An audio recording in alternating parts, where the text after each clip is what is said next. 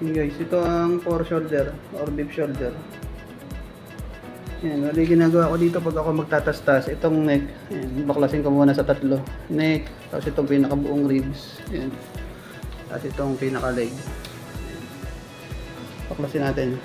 Yan guys, pag maghihiwa kayo o magbabaklas ng neck, tanggalin nyo muna yung pinakalaman. Hiwaan nyo muna yung pinakalaman niya. Paikot. Yan. Pag nahiwa nyo na paikot, saka nyo susungkitin dito sa may joint para mabaklas. So, ito lang yan. Hanapin nyo yung joint.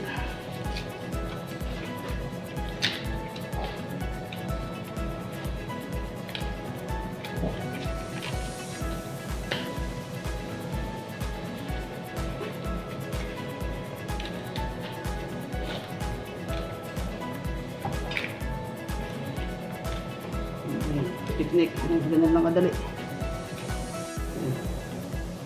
Ito naman yung beef ribs. Yan. Bali, kakat mo lang yan, pataas, pababa. Sundan mo lang itong may mga sapot-sapot.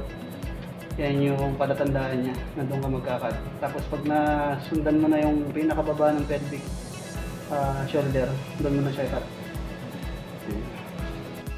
Ito lang yan guys.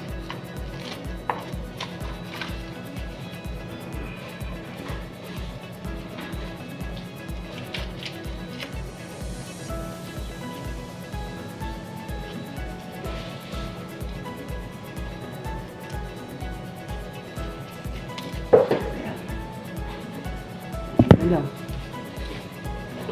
Deep shoulder. Ayan. Yun guys, nabaklasan natin yung neck tsaka yung pinaka buong ribs. So ito na yung ano natin, foreleg. Then, yun lang kadali. Thank you.